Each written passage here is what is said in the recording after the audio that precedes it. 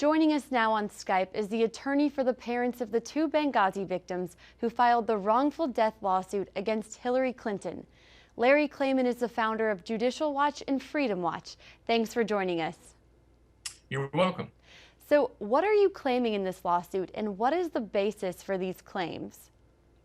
The lawsuit can be found on our website at freedomwatchusa.org, freedomwatchusa.org. It's a very simple lawsuit, which is what makes it so powerful.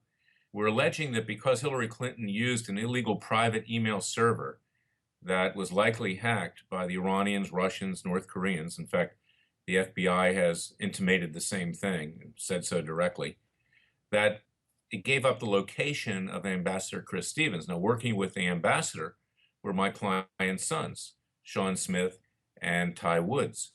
As a result, this, at a minimum, negligently led to their deaths. So we're bringing a lawsuit for wrongful death. And also, Hillary Clinton has defamed my clients because when the bodies were brought back to the United States, she told our family members, Charles Woods and Pat Smith, that the attack was the result of a video which criticized the Prophet Muhammad. In fact, it's come out. Mrs. Clinton admitted to her own daughter, Chelsea, that it was a terrorist attack and generated by terrorists, and also that the Prime Minister of Egypt was informed the same way. So when our client said what Mrs. Clinton said was not what she told us, Mrs. Clinton called our clients liars. Now that's defamation. So we brought it on those two primary bases, plus emotional distress. And the lawsuit is a powerful lawsuit. It's one of the few times that Mrs. Clinton's been backed up against a wall in her individual capacity. She's skated so far from justice. I think this time her luck has run out. Mm-hmm. And what is your evidence that the emails gave up Ambassador Stevens' location? We're going to be developing evidence in discovery, but we know for a fact that the email server was hacked, and we know that discussions were underway between Mrs. Clinton and the ambassador as to where he was located. There was a covert operation in Benghazi with the State Department and the CIA at a minimum. So, you know, in a court of law, circumstantial evidence can carry the day, but I think we're going to get direct evidence too, because the court in this case is going to give us the right to take discovery, to get documentation that we haven't seen before. Even if some of it is highly classified, the court can look at it in camera, that means behind closed doors, and work out a procedure on how to try this case. And we have a very good judge in this case. So I'm confident that we'll get the direct evidence as well as the circumstantial evidence, but we have certainly enough now to commence this suit. Mm-hmm. And the Clinton campaign says there have been 9 investigations and none have proven any wrongdoing against Hillary Clinton. How do you respond to that? Well, it was Congress that was doing the investigations and the FBI, and regrettably in Washington, D.C., and this is why I do what I do, it's why I was the founder of Judicial Watch and now Freedom Watch, is that the establishment in Washington is a lot like the National Football League. You have the American Conference and the National Conference, and they're all happy to be part of the same league because they divide up the money, they divide up the power, they go on cable networks to boost their reelection chances, but they never actually want to bring about justice with regard to any of them, Democrat or Republican. It's an unwritten rule, mutual assured destruction. We're not going to hurt either party. We're just going to continue on in this cash money train. And that's why the American people need to rise up. They need to do that through groups like Freedom Watch. You can reach us at freedomwatchusa.org, if I may do a little commercial here, because we need support. And this is the way that we can wage a nonviolent revolution for the people, because our government is corrupt to the core.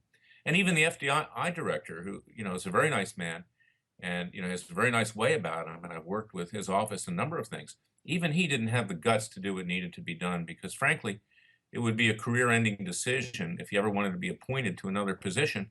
If he had recommended the prosecution of Hillary Clinton, Democrats would have blocked him in any future appointment. And this is the way it works in Washington. So the American people, as Thomas Jefferson said, need to wage a revolution every other generation. And we're doing that at Freedom Watch because we need to stand up for the rights of the people. We need to go back to the principles of our founding fathers. We need to have a clean government, and we need to have a justice system that works. You know, in Israel, they just sent a prime minister to prison for corruption. In Brazil, their former president, Lula, is being tried criminally for corruption.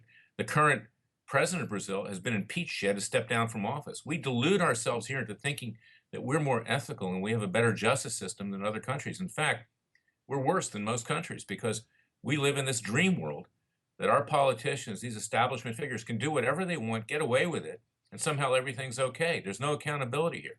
In the entire 240-year history of this country, we have yet to legally remove a president, and we've had several who have been incredibly dishonest and criminal. The Clintons, of course, and Barack Obama topped the list. Mhm.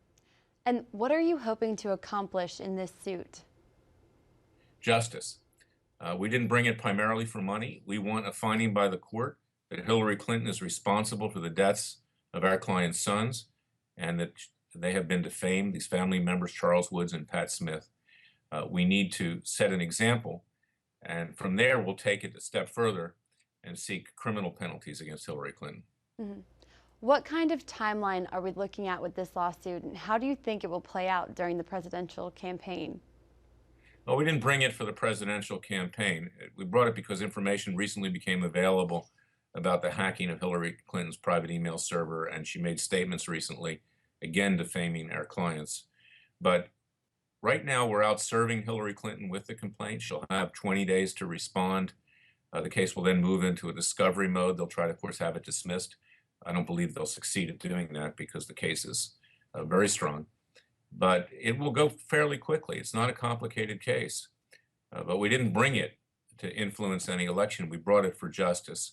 And whether Hillary Clinton is elected president or not, she deserves to be in prison. That's the best place she could be. And maybe the biggest punishment is to throw her in prison with her husband, Bill. They should both live together happily ever after. Larry Klayman, founder of Judicial Watch and Freedom Watch, thank you for your insights. Thank you very much.